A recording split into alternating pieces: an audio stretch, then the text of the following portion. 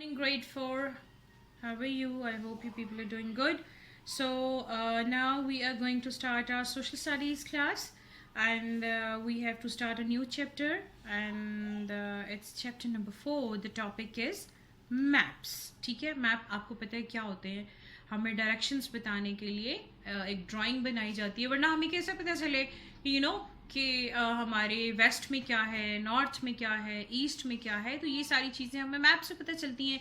कौन सा कंट्री हमारे वेस्ट में है, कौन सा हमारा कंट्री हमारी नॉर्थ में है. इसके अलावा ऑब्वियसली जब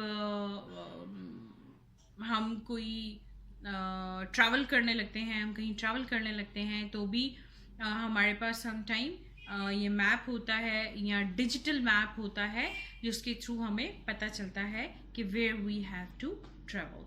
सो let's read the topic. A map is a flat drawing of a place which represents its features as seen from the sky.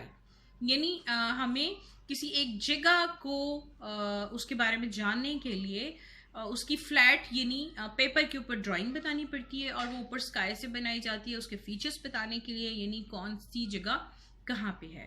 Maps can be made for a building. किसी building का map बनाया जा सकता है. Town किसी इलाके का बनाया जा सकता है. सिटी किसी शहर का बनाया जा सकता है. कंट्री किसी मुल्क का बनाया जा सकता है. कॉन्टिनेंट किसी बराज़म का बनाया जा सकता है. और इवन फॉर द वर्ल्ड और दुनिया का बनाया जा सकता है. यानी इनमें से किसी भी एक चीज़ का मैप जो है वो बनाया जा सकता है, सबका बनाया जा सकता है. हमें मैप की ज़रूरत पड़ती है.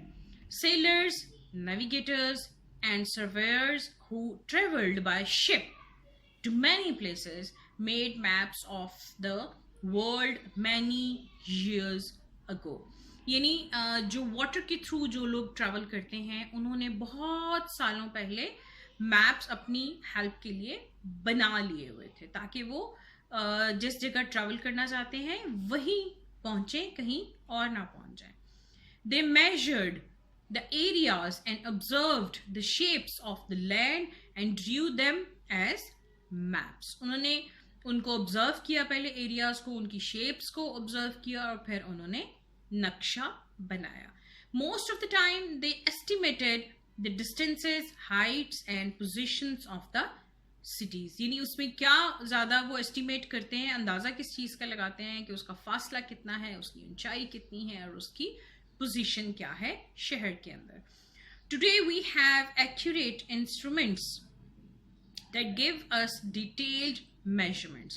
उस वक्त तो डेफिनेटली इतनी टेक्नोलॉजी एडवांस नहीं थी, लेकिन अब टेक्नोलॉजी बहुत एडवांस हो गई हुई है और हमारे पास एक्यूरेट इंस्ट्रूमेंट्स हैं जो हमें बिल्कुल सही और डिटेल्ड मेजरमेंट्स देते हैं या बताते हैं.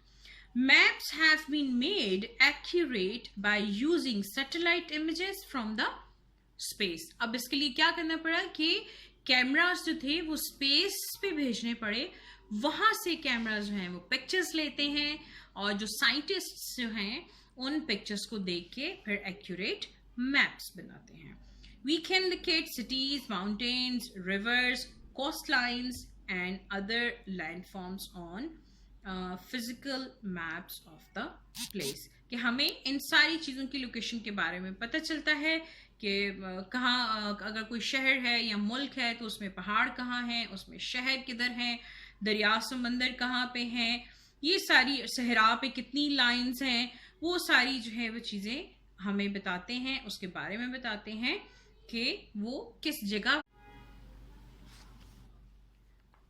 कहाँ कहाँ पे ये सारी चीज़ें वाक़या हैं, ये हमें इसके बारे में बताते हैं. तो हमें इससे बहुत ज़्यादा हेल्प मिलती है. लाइक नेविगेशन भी आपको पता है कि अगर कोई पायलट फ्लाई कर रहा है, एरोप्लेन फ्लाई कर रहा है, तो उसको भी इन नेविगेशंस की ज़रूरत पड़ती है, मैप्स की ज़रूरत पड़ती है. अदरवाइज तो वो भी पता नहीं लगा सकता कि वो किस कंट्री की तरफ फ्लाई कर रहा है. तो बहुत सारी चीज़ों में हमें मैप्स जो है हमारी डेली लाइफ्स में हेल्प आउट करते हैं. ठीक है, you read that part, or if you find any problem, do let me know.